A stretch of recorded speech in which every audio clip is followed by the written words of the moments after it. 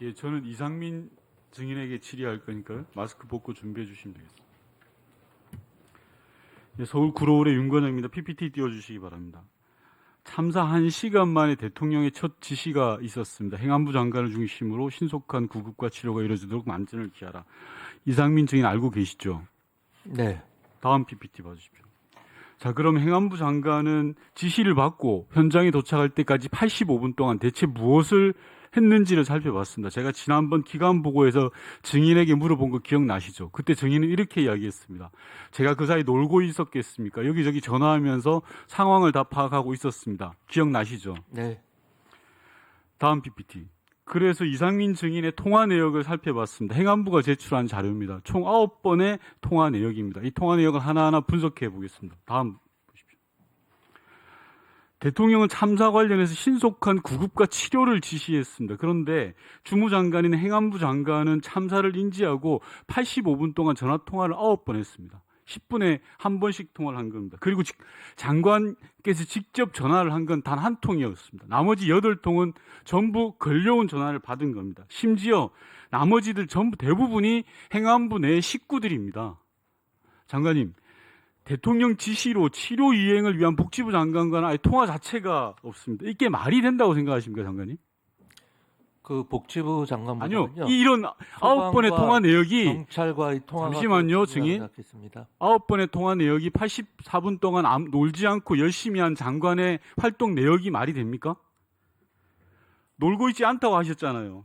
사고수습과 골든타임의 최적기에 실무자들은 동분서주하면서 이리 뛰고 저리 뛰고 하는데 주무부처 장관인 이상민 증인은 도대체 뭘 하셨습니까? 여러 번 말씀드렸습니다만 상황을 파악하고 필요한 지시를 하고 있었습니다. 상황을 파악하고 필요한 지시를 한다고 해서 다음 PPT 봐주십시오. 자, 대통령의 지시인 구급과 치료 관련 조치를 위해서는 응당, 소방과 경찰에게 전화를 하셨어야 됩니다. 그런데 이상민 증인은 30분 동안 그들의 전화를 기다리기만 하셨어요. 이게 소방에는 제가 직접 전화를 했습니다. 전화를 했죠. 30분 이후에요. 30분 동안 기다릴 일입니까? 오로지 기다리는 게 이상민 증인 장관의 제가 질의하고 있습니다. 기다리는 게 행안부 장관의 역할이고 몫입니까? 그게 그러니 대한민국 정부가 움직이지 않는 겁니다. 실무자들만 움직여서 무엇을 합니까? 장관은 기다리는 게 장관의 역할입니까? 아니지 않아요. 현장을 책임지고 현장을 끌어가는 게 행안부 장관의 몫이에요. 그런 역할을 방기했다고 많은 의원들이 질의하고 있고 국민들은 그렇게 생각하고 있는 겁니다. 다음 PPT 봐주십시오. 사고 직후의 핵심 인사들의 첫 번째 지시 내용입니다. 자, 왼쪽의 지시 내용과 오른쪽의 지시 내용의 차이가 무엇으로 보입니까, 증인? 말씀 주시면 듣겠습니다. 좋습니다. 네. 여기서 이상민 증인이 지시했던 내용이 무엇인지 알고 계시죠? 기억나십니까? 조금 전에도 말씀하셨어요. 현장 상황 파악입니다. 다음 PPT 봐주십시오. 자, 이건 제가 조사를 해봤습니다. 참사에 대한 보고를 받고 각 주체들이 첫 번째 지시까지 걸린 시간과 지시의 주요 내용입니다. 대통령은 신속한 구급 치료 안전, 서울시장은 수습본부 설치, 서울청장은 가을부대 급파, 경찰청장은 총력 대응. 그런데 주무장관인 행안부 장관은 현장 상황 파악입니다. 이게 말이 됩니까? 의원님 말씀하시는 사실과 좀 다릅니다. 사실과 다르다고요? 이 자료는 행안부에서 제출한 자료를 기반으로 했고요. 제가 질의할 때 답변하십시오. 네.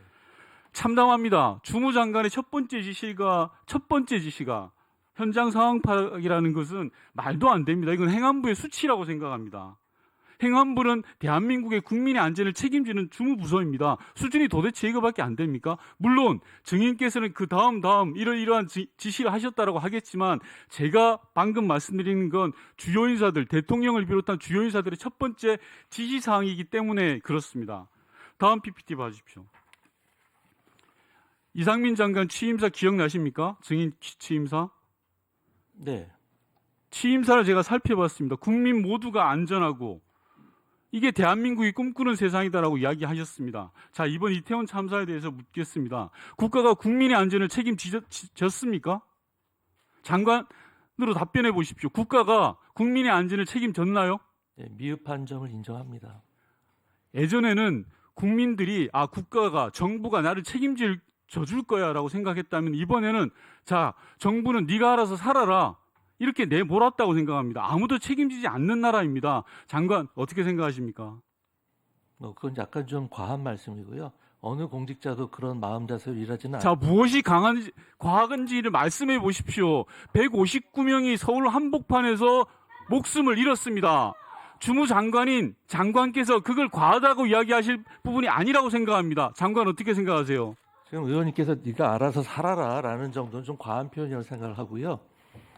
저희가 다 잘했다는 건 아니고요. 안전을 책임지는 장관으로서는요, 제가 그런 질문을 했을 때 입이 100개라도 할 말이 없습니다라고 이야기하셔야 되는 겁니다.